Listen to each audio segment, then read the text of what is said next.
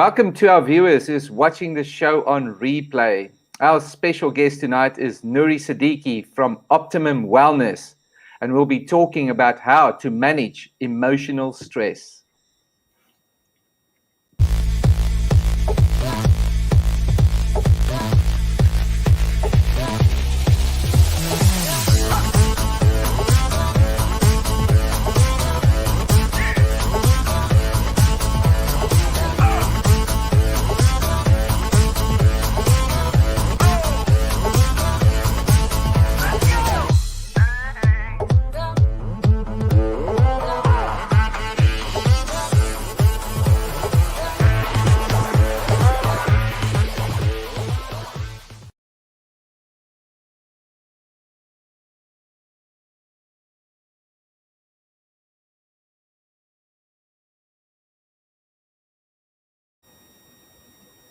And welcome to the Let's Talk show with Gavin and Charlene. And today we are speaking with Noori Siddiqui, and our topic is emotional stress. Noori is a practicing emotional stress therapist, self-development coach, and nutritional consultant, for which she has been featured as a guest on DSTV, TOPTV, and SABC, to name a few. She has traveled to over 20 countries whilst being a student of some of the top international self-development coaches, such as Anthony Robbins, Deepak Chopra, Bob Proctor, Dr. DeMartini, to name but a few, which included the firewalk at Anthony Robbins' Unleash the Power Within. Noori is a featured author and have been published in Longevity and Odyssey magazines. Noori, welcome to the Let's Talk show. It's an absolute honor to have you as a speaker. And yes, I can speak on behalf of me and Gavin to say that we are really blessed and privileged to have met you in person not so long ago. We had a wonderful session in Franschhoek where Noori was chatting away with the most amazing stories, everything that Gavin just told us. And we just didn't want to leave. It was just so amazing, Noori, to listen to you. And so, yes, we are really honored to have you as our guest speaker on the Let's Talk show. And for our viewers who doesn't know that how I came across the absolute passion that I have for your products and for emotional wellness and physical wellness is, as you know, I play a bit of golf, not the best golf that you get, but I was playing, and as the viewers know, that I have a bit of health challenges in my family, and a Noori's product is just what I need for this. And this is what we're discussing tonight, that, you know, in the times that we live in, many of us suffer from emotional stress. So, Noori, we're going to jump into this, and really very, very welcome. And thank you for your time tonight, and to our viewers that have tuned in. Thank you for your time. I hope that you're all going to enjoy the show with us and with Noori. Lovely, thank you. Well, emotional stress is something that all of us can identify with, but we don't always recognize. So the question really is, what is emotional stress and how does it affect us? And interestingly enough, from scientific studies done, it shows that emotional stress is 80% of most of our diseases. That's 80. So emotional stress causes or affects the level of well-being in our body at a physiological level, a biological level, an emotional level, as well as our mental health and our well-being.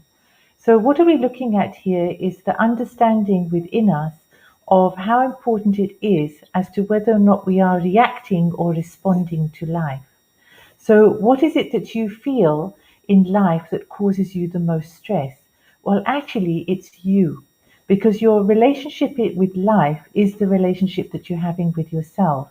So we always seem to be looking outside of us. Oh, it must have been my mother. It must have been my father. Oh, it's my boss. Oh, it's my children. But actually, it all starts with you, because you choose your experience. So let's say, for example, that from childhood, there were two brothers and their father was an alcoholic. And one decided that he wasn't going to waste his life. He wanted to go on to make a difference in people's lives and to contribute to the community. So he went on to be a successful surgeon and live a happy, successful life, get married, have children, and so on. Whereas his brother decided that because his father was an alcoholic, therefore it was an excuse for him to be an alcoholic, because if his father was a loser, then he's a loser, and he ended up homeless and living in the street. So two brothers living with the same father, but yet choosing a different path in life. So these are things that we actually do every day. And most of our decisions, interestingly enough, are made in our childhood. And it's from the trauma that we often experience in childhood that takes us to decide how we're going to react later on in life with the responses that we give to what's happening around us, which is a direct cause of what is going on within us. So that is great. They're saying that for us to identify this emotional stress in our lives, you're talking about two brothers, the past, it's both came from the same household, both experienced and were exposed to that kind of emotional stress. And today, how do if we bring it back to ourselves now, how do I identify that I am a sufferer of emotional stress? The first sign is that you're quick to lose your temper. If you're driving down the road and a taxi suddenly cuts in front of you and you're swearing at the taxi driver, he's looking at you like you're mad, you've pushed your blood pressure up, your heart rate's gone up, you're very busy over-releasing cortisol, which is your stress hormone that goes on to create many illnesses in your body. And in the meantime, the taxi driver's either driven off or he's looking at you like you're a mad thing that's lost it. But he's not bothered. He's quite happy. You've lost it. So in other words, you're going through life continuously self-harming and blaming somebody else for harming you. But it's like you've drunk the arsenic and you're hoping somebody else will die. So if you're continuously harming yourself, that's a very, very big problem. Like you say, everyday situation and you just want to lose it. That is the first sign of emotional stress. Yes. Okay. So you might wake up in the morning and go, oh, I have to go to work. Oh, I forgot this. Oh, I'm running late. So everything is actually a stress rather than waking up gracefully, preparing yourself for the day, looking forward to the day, having positive affirmations about the day. So if you're waking up as if life is a struggle and you're in resistance of what's normal, then that is a very big problem for you. Okay. Everything that comes, it's like when you're around somebody like that, you're too scared to actually say anything because you don't know when they're going to explode. Is that sort of what you are saying? That's the symptoms. That's right. So if you're living with somebody like that, you'll feel like you're walking on glass, and you never know when is the right thing to do or say. We say when not eggs, don't know when they're going to crack. Exactly, and it means that also in relationships that you're unable to have intimacy, because intimacy means intimacy. So the relationship you're having with others is the one that you're having with yourself. And if you don't have a good relationship with yourself, then how are you going to be intimate with others? And that intimacy is your ability to be loving, to be caring, to be nurturing, to be available, to be kind, to be passionate. So all of that actually gets truncated and you're not in a space of enjoyment. So life is not joyful. Life is actually a process of suffering. Sure. Yeah, that's quite a true word spoken there. Noori, why would you say it's important for us to be able to manage our emotional stress? To manage your emotional stress is to do with awareness. So you need to be aware of your constant experience of what is going on around you, which is a direct reflection of what is going on within you.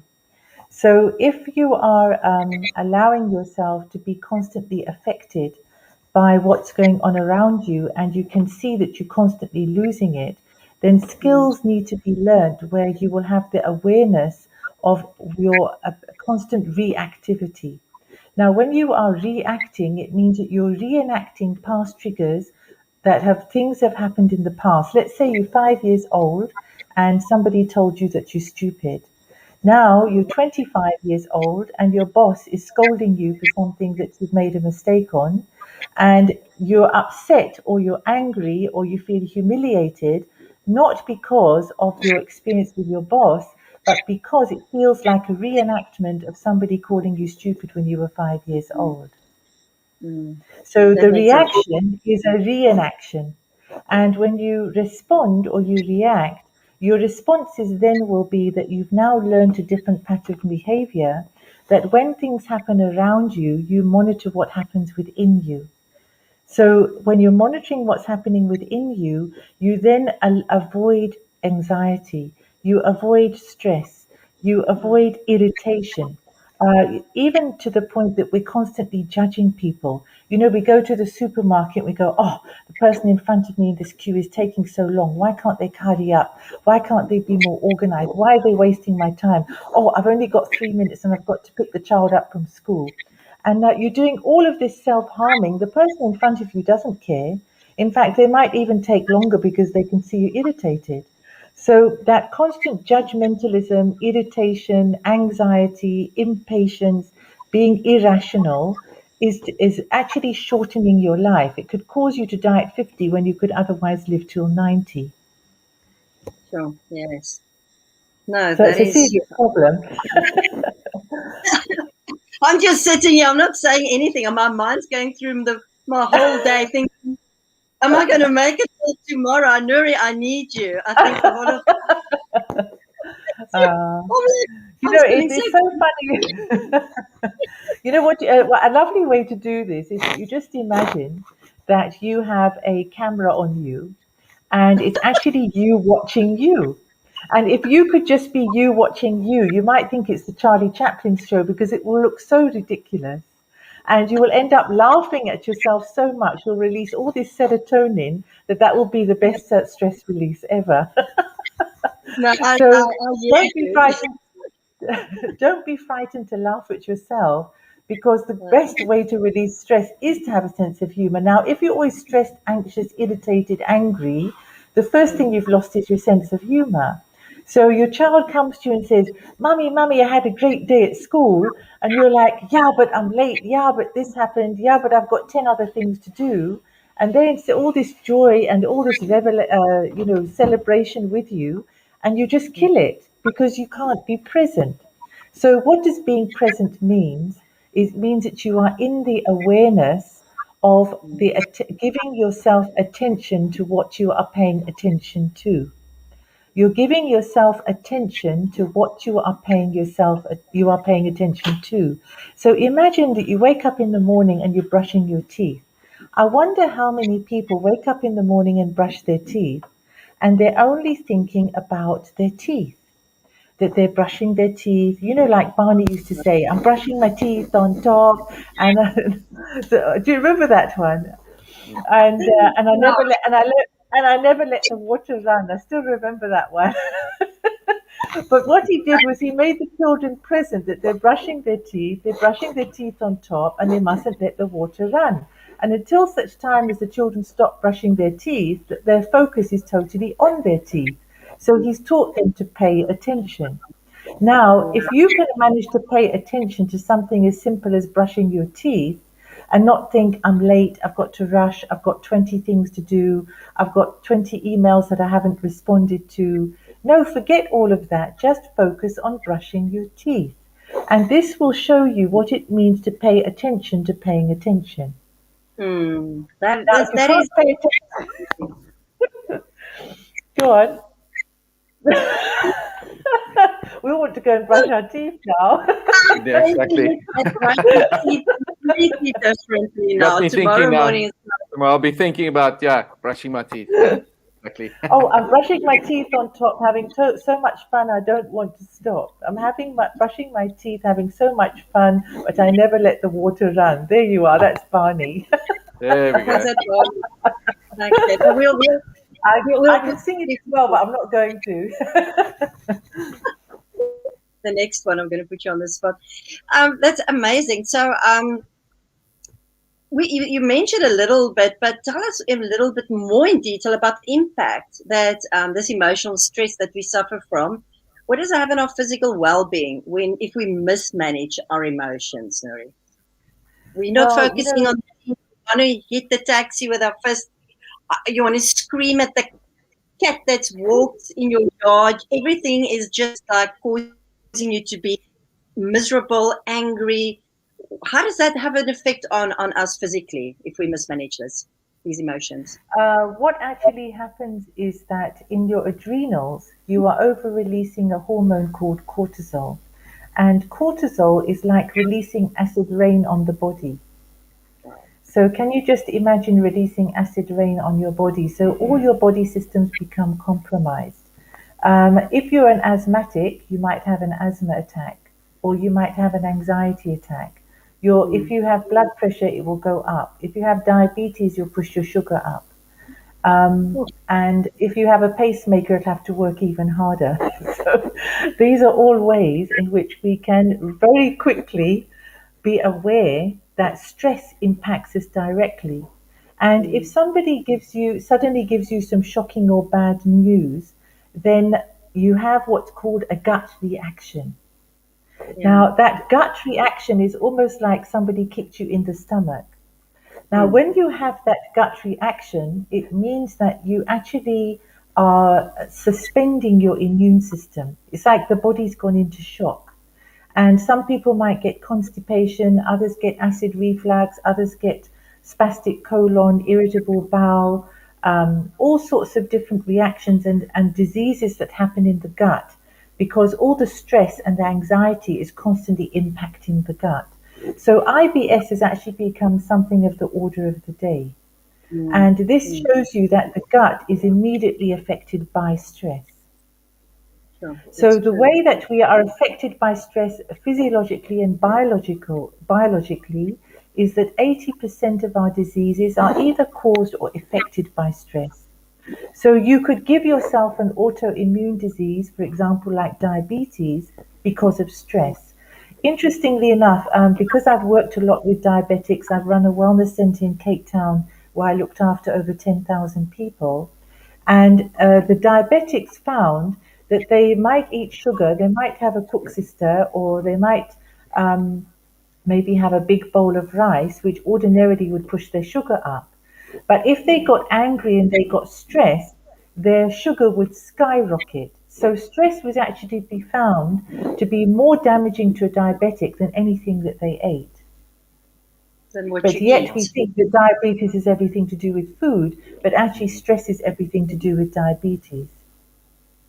Yeah, that is, guys, this is why everybody's making notes. Yeah. Making notes. Noori, one day I didn't feel well at all for 2 days, and I went to the doctor, and he said to me to come back the next morning and do a fast, and he wanted to test everything. I walked in and my blood sugar levels were 22. And I mean, immediately he diagnosed me as a diabetes and diabetic. Right. But then he did the test, and then the Monday came back, but then there was no symptom anymore of any sugar. And he immediately took me off the medication. He said, but there was nothing prior to that taking my blood.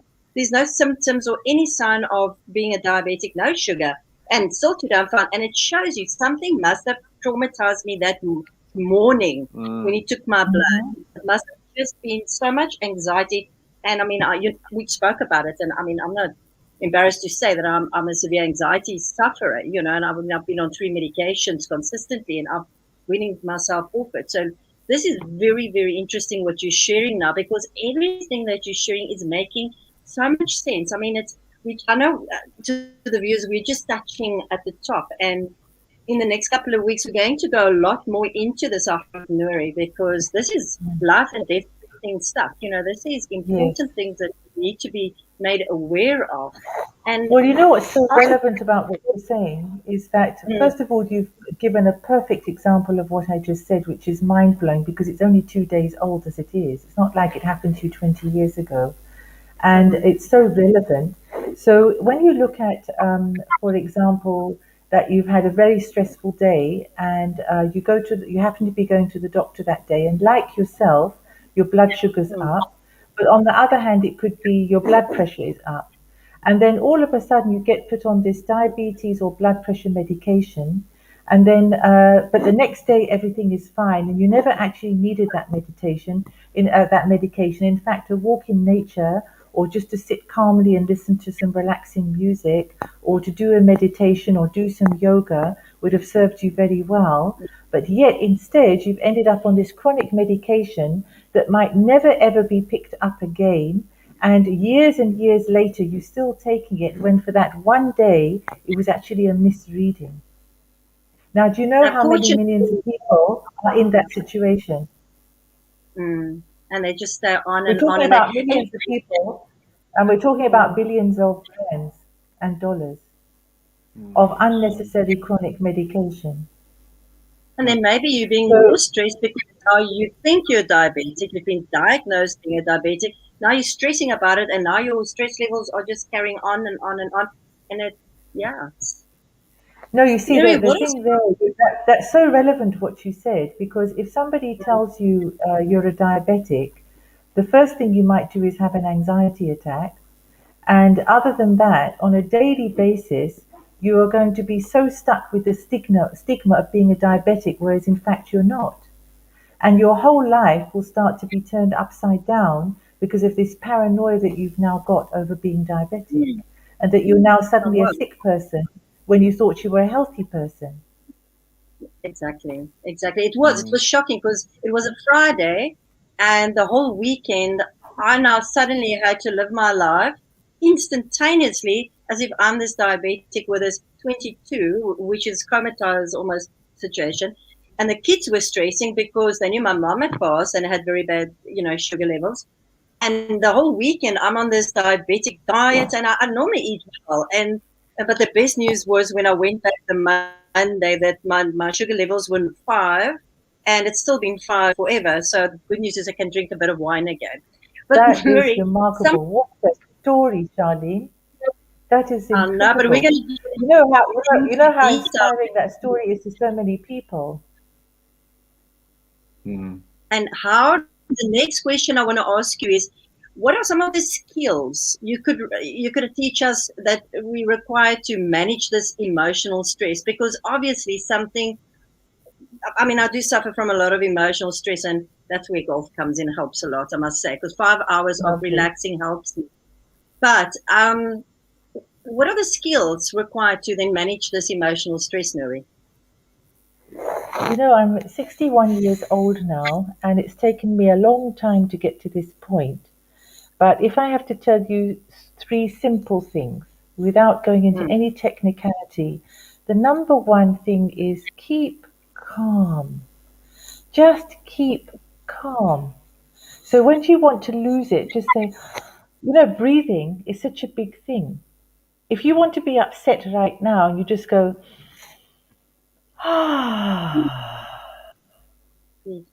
Can you try that? Try that, Gavin. And then you say, keep calm. Keep calm. And you just make it a mantra for you. Just keep calm. Because it's not worth it. Being upset is not worth it. It really isn't. Is there can you give me one example of a benefit of fussing and worrying? Can you give me one benefit of fussing and worrying? Not at all. I can't. I'm just thinking, no, God, no. So, it's going to make people run away from you. Yeah, it's just, no. Yes. So how much of your day do you spend fussing and worrying so that you're not in the enjoyment of life, and you're pushing away the people that you say that you love, and keeping yourself from receiving love, and then feeling at the end of the day that you are loved and actually don't like yourself very much for your behavior that day. Exactly. Because you've just been fussing and worrying. So if you can just take a deep breath and keep calm and take it easy. That's another very big one. take it easy, because we want to go through life like we've got boxing gloves on. But that means that we're going through life in resistance, and then what you resist is going to persist. So why would you do that? Because that's called insanity. So in order to get your sanity back, keep calm, take it easy, and remember to breathe. So these very, very simple habits that you can start to incorporate in your daily behavior will now start to change your wiring, because we have neurons and neuronets in our makeup that cause us to behave certain ways, because we've actually programmed ourselves in patterns of behavior. True. So, for example, if somebody tells you you're stupid, you'll go, "Who the hell do you think?" You've got a reaction to that. So, in other words, you're defending yourself, you're feeling humiliated, you're feeling ashamed of something that happened in the past. Now you want to attack the person who's reminded you of that experience. And we need to release ourselves of all of that, because we can only be in the now. When we bring all our past trauma into the present, then we're not present, we're in the past. And then we take all that trauma and take it into the future, but the future doesn't exist. So therefore, why can we not simply stay in the present? So if you're with the now, of being in the now, and in the now you have choices you can make.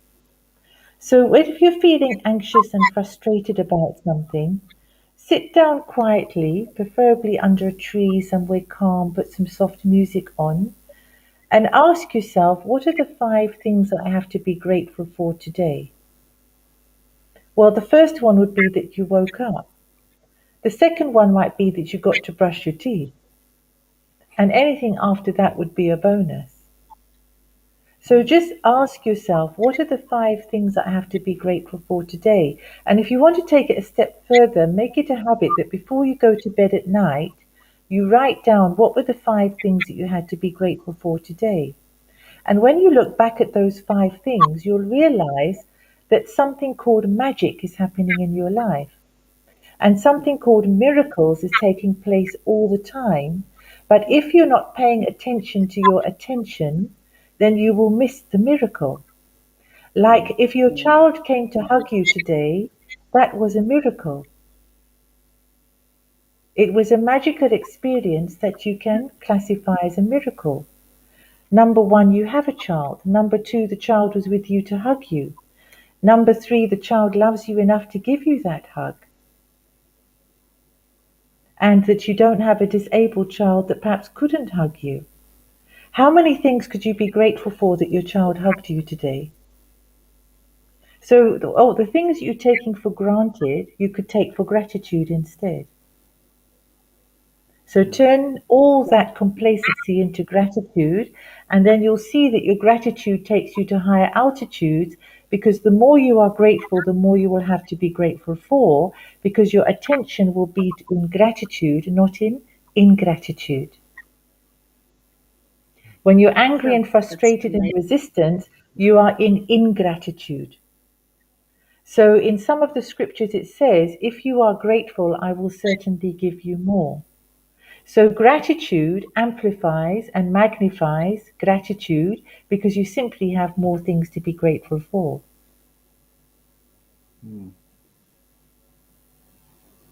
Are you thinking about all the things you have to be grateful for?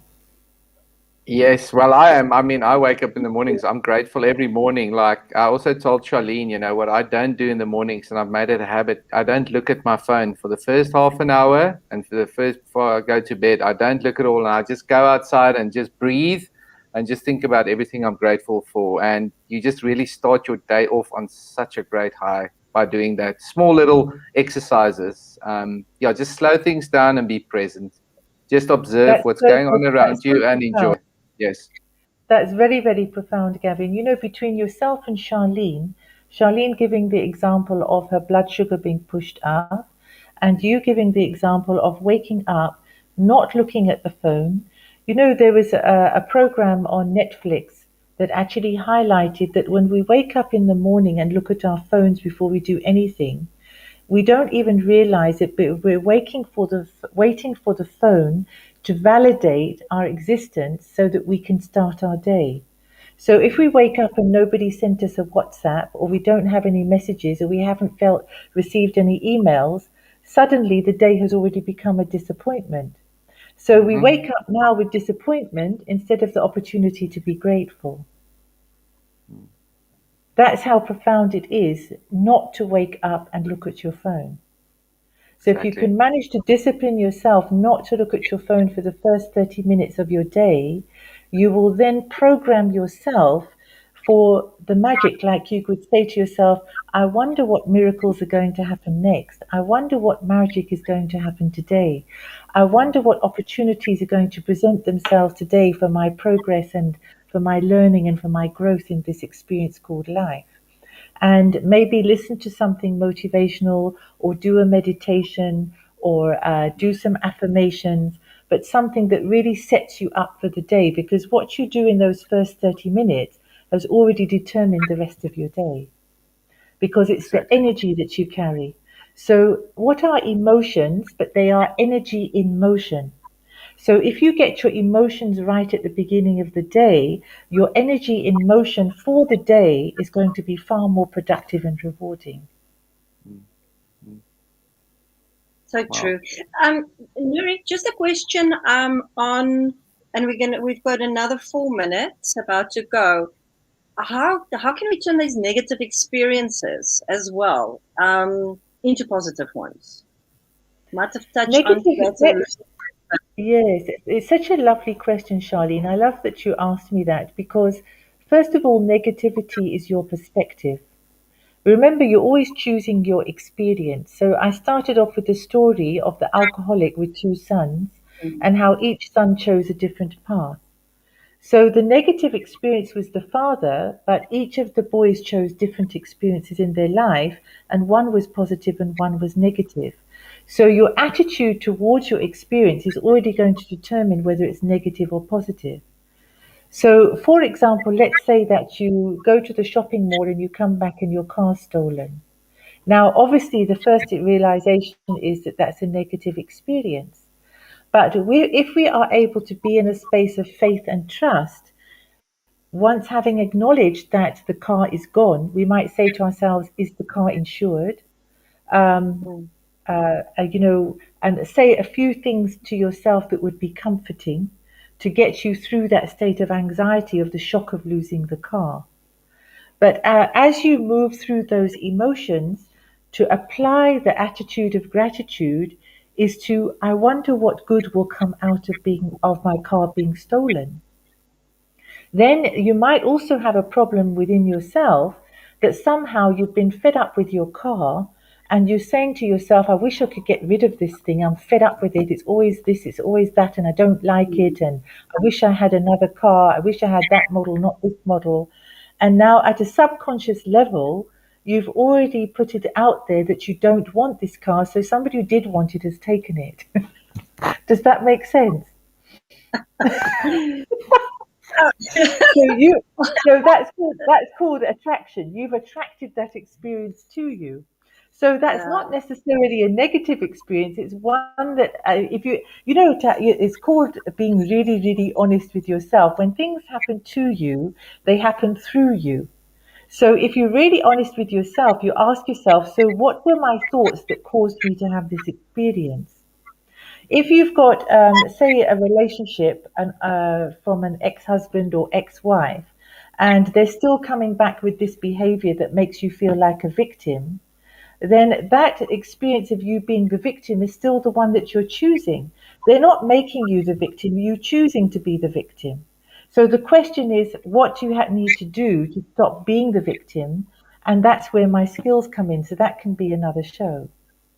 how to, Absolutely. how to move from the victim to the victor, because it's all about you. It's the inner work, not the outer work. So we want to work with our inner wiring, our inner engineering, our inner programming, not keep pointing the finger, because if I point the finger now, I've got three fingers pointing back at me. Yes. So I'm blaming somebody, but I have three fingers pointing at me, and they're called me, myself, and I. That's my three fingers: me, myself, and I. So where is me, myself, and I in anything that I choose to experience as negative?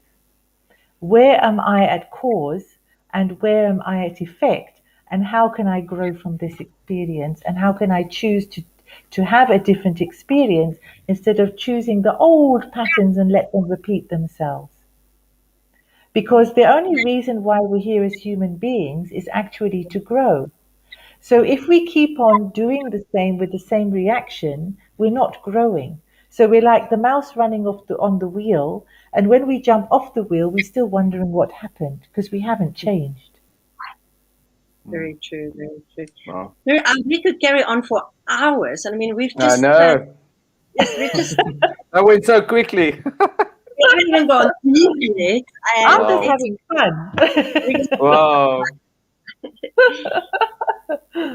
This has been so enjoyable, and I'm so happy that this is just an introduction, actually, because there's so much to unravel. Because human beings are very fascinating creatures, and we are human, and we are beings, being human beings, but we're not being human. So this series is all about us learning to be human and to have the relationship with ourselves that facilitates that beingness. So true. It's like the old saying, we're not human doings. We don't need to do so much. Yes. We're not human beings. That's right. Like you don't have you don't have lion beings and giraffe beings, but you do have human beings. So there is a difference. Big difference. But it's been just been amazing having you on our show, and we're going to be doing this for our viewers. We're going to be doing this more often, and so Yes. thank you so much. Just for the viewers, I just want to have a little link as well. Otherwise, the viewers are going to think I'm really suffering from severe stress which I don't, because only time is when I don't play golf, I have stress. But but I met Noori because of my joints, and Guthrie that's watching on Instagram as well. I've been doing his zoo, and I really suffer from all these horrible nodes and joints and aches and Right. pains. Trying to swing my arm, which is hurting, and I found Noori's, and it's a collagen product, but we're going to get into that still quite a lot. Yes. We first want to deep into the Yes. what's inside. Well, the but Gavin, beauty is that yes, all that you see, all that harm that you're causing to your body because of stress can actually be repaired. So, as a nutritionist, I have the answers as to how to rebuild the body after you've been very busy destroying it and causing destruction within it.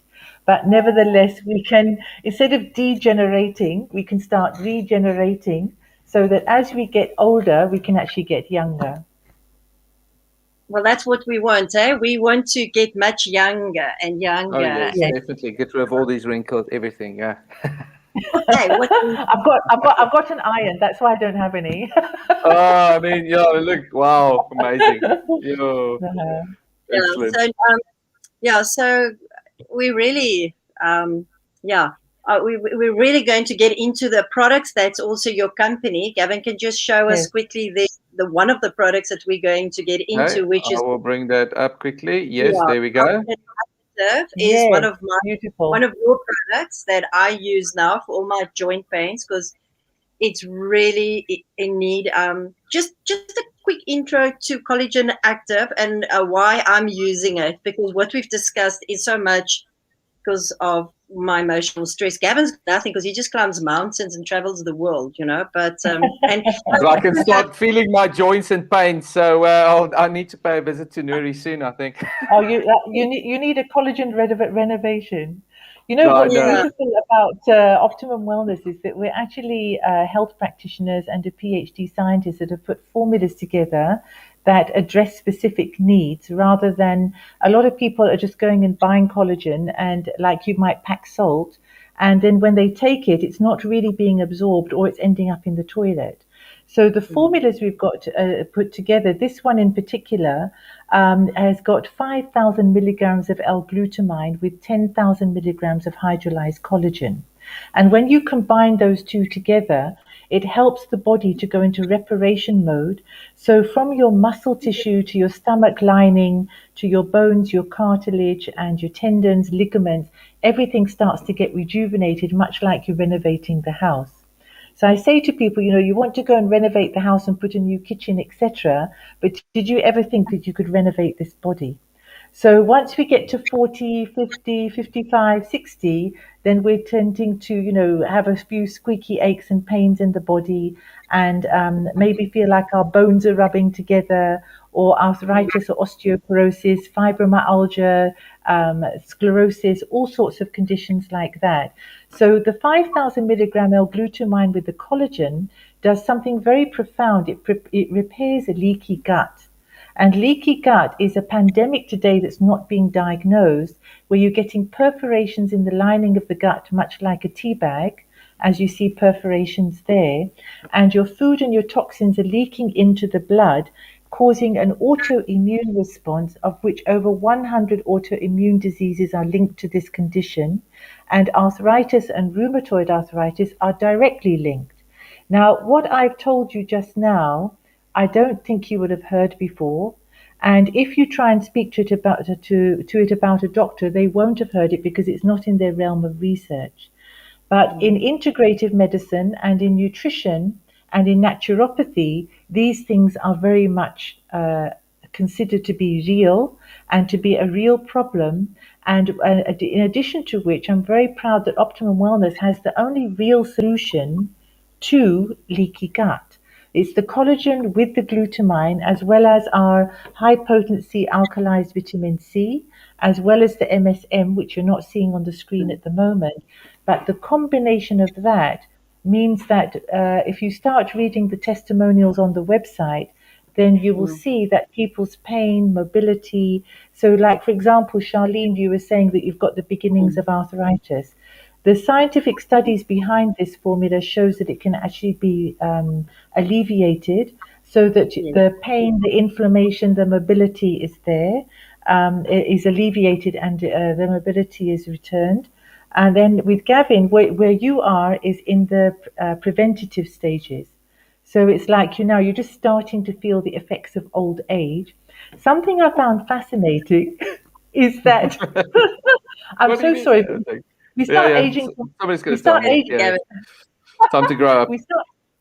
We start aging from 25. So I don't know if you're 24 and you're exempt from it. Yeah, getting there. Unfortunately, I have to bring us to an end now. We are. Yes, but I want. Can I just finish off quickly, because I want to finish with this. That from the age of 25, you can do some maths now. You lose 1% of your collagen every year. So by the time you get to 50, you've lost 25%. But collagen active with L-glutamine will put back the 25% that you've lost. Wow. Fantastic. That's why I'm taking. I need to get that pulse swing going. Yeah, then we want to put the 80s music on and start boogieing again. There we go. It's been amazing, Noori. Thanks so very, very much. It's been awesome, and like I say, we've just touched the surface of where we're going. Yeah, very, very, very at the top. So, next time we have a program, you two will be looking 10 years younger. Am I right? Oh no, hopefully, nobody will recognize us. Fantastic. Noori, thank you very much. That was absolutely brilliant, and we're looking forward to continuing these very informative discussions with you. So thank you very much for your time. Bless you. Thank you. Good night. Thank you very much. Good night, everybody. Thank you. Good night.